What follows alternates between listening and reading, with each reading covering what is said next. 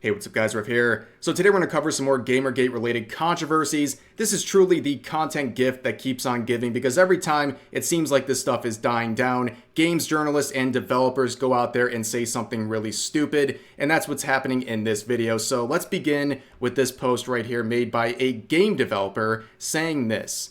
Am I allowed to say this? I kinda hate gamers. I'm a professional game designer and I'm worried that I'm starting to hate gamers. Watching the gaming events on YouTube last month with the chat on was an extremely disheartening experience. Every time a character that wasn't a cis-hetero white man appeared on the screen, the chats would fill with messages calling the game woke or complaining about DEI. Every game that wasn't a shooter or a hyper-casual competitive online game garnered Z's and boring comments. And by the way, this right here is going to be the justification this developer has for hating gamers. The fact that they were bored during certain events relating to game announcements. But the post goes on to say, and then I checked Twitter, and it's just people complaining that the MGS3 remake is not yellow enough, people telling me there are right ways and wrong ways to beat Elden Ring, and people hating on the new Dragon Age because the trailer doesn't match the tone they had imagined for it. I've seen people implying that the MC in the Fable trailers is ugly because it's a self-insert of some random level designer working at Playground whom they have deemed not effable enough. I don't know.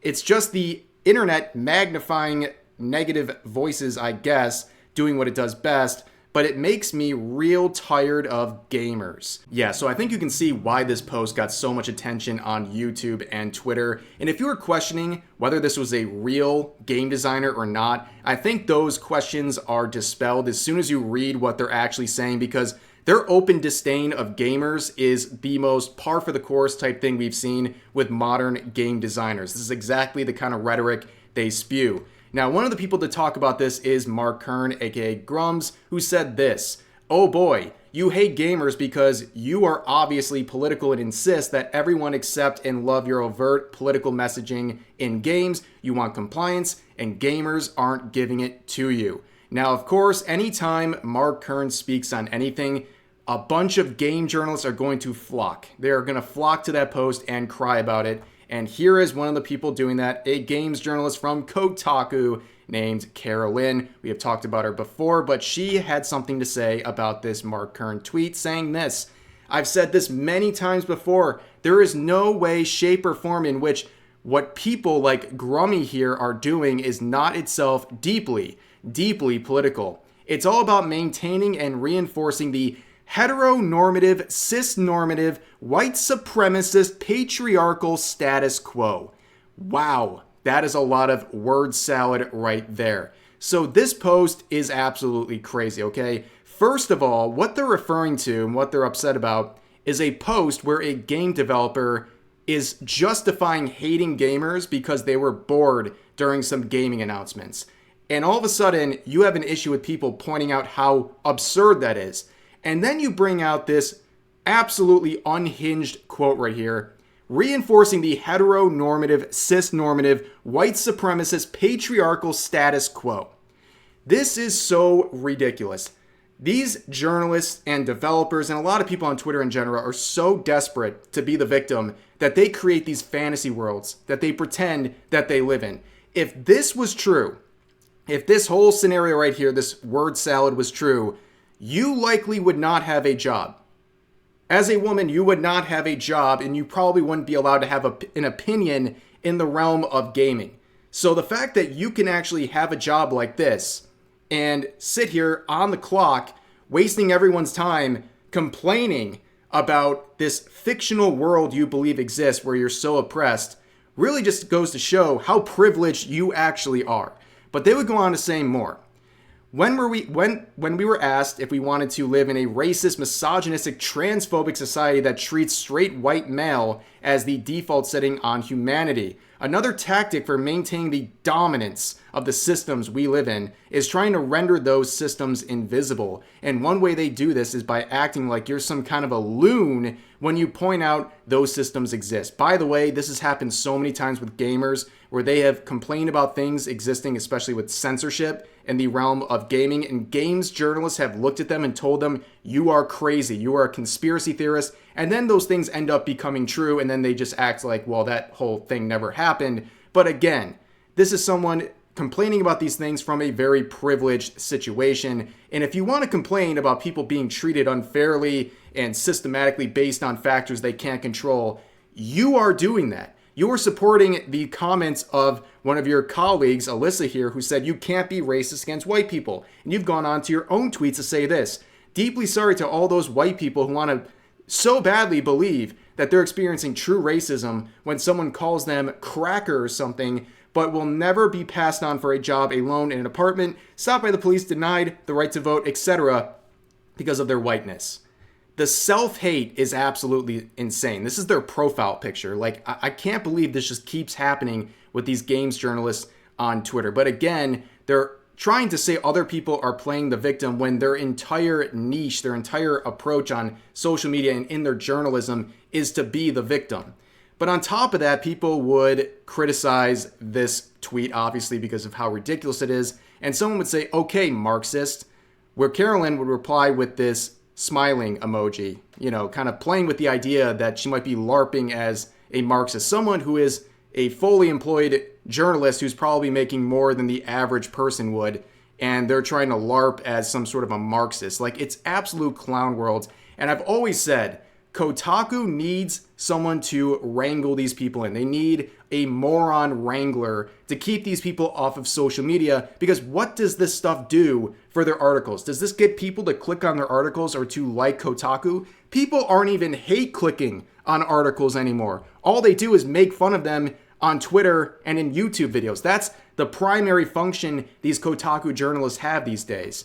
And recently it was announced that they are looking for a new editor-in-chief at Kotaku. Maybe this could be a step in the right direction, someone who can take control and calm these people down and keep them off of social media so much. However, you also must keep in mind the former editor-in-chief retired a few months ago because the management at G/O, they wanted the Kotaku journalists to focus more on game guides than political pieces. And they got so upset that the editor-in-chief stepped down.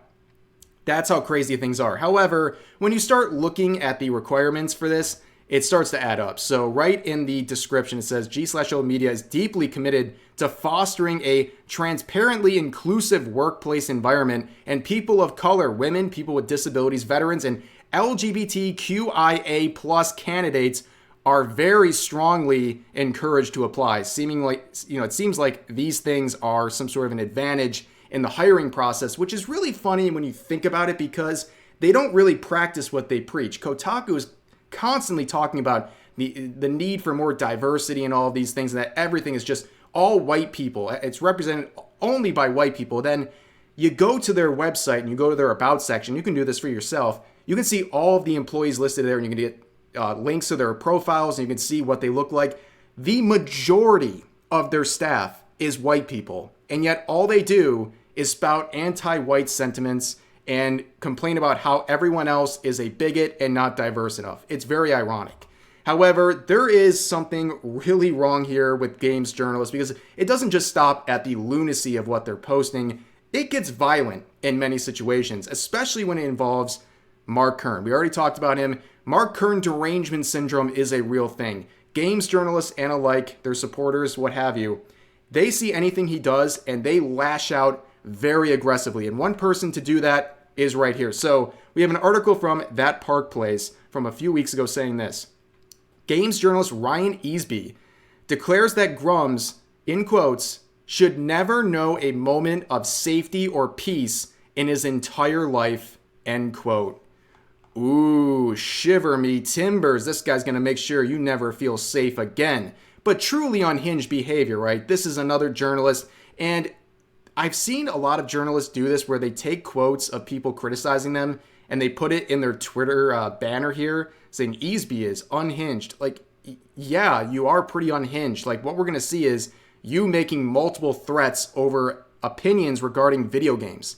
And they seem to get extra violent whenever the topic of Mark Kern comes up. So let's see some of their tweets about Mark Kern. This one says this.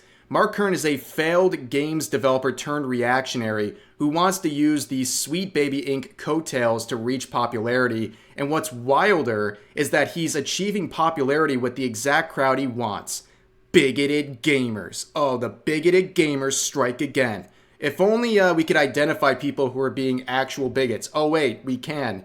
It's Ryan. Because here's multiple tweets where, again, in true journalist fashion, they say you can't be racist against white people in multiple tweets. Again, at the end of the day, why would you ever want someone to be treated differently based on the color of their skin? These people cannot answer this question because they know deep down how ridiculous this notion is. But of course, they would go on to make some more aggressive tweets a few months ago saying this: soft launching my campaign to kick Mark Kern in the balls, where they would eventually delete this tweet and go private for a little bit like they do every single time they are criticized for their unhinged tweets. But this right here really takes the cake. So you can see Alyssa saying some stuff again about Mark Kern, where Easby replies saying he should never know a moment of safety or peace in his entire life, I think. I think this guy might actually be a liability among journalists, which is saying a lot because journalists do enough on their own to make themselves look bad and unhinged on Twitter. But this guy's like the next level, and it's a really, really bad look because this is a pretty ridiculous threat. Like, I've seen a lot of toxic stuff being shared around during all of the Gamergate discourse, but this is one of the worst I've seen. And again, at the end of the day, all of this vile, toxic responses are from someone sharing their opinion on video games.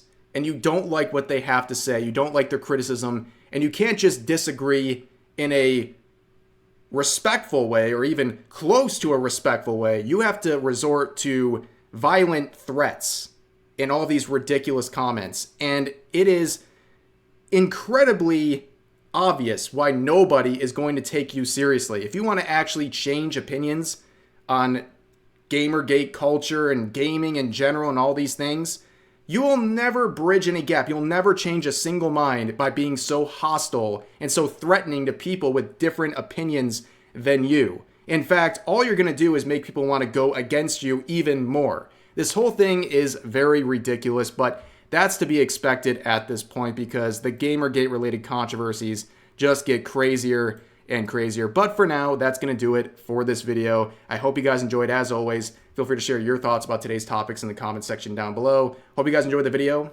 and I'll see you next time.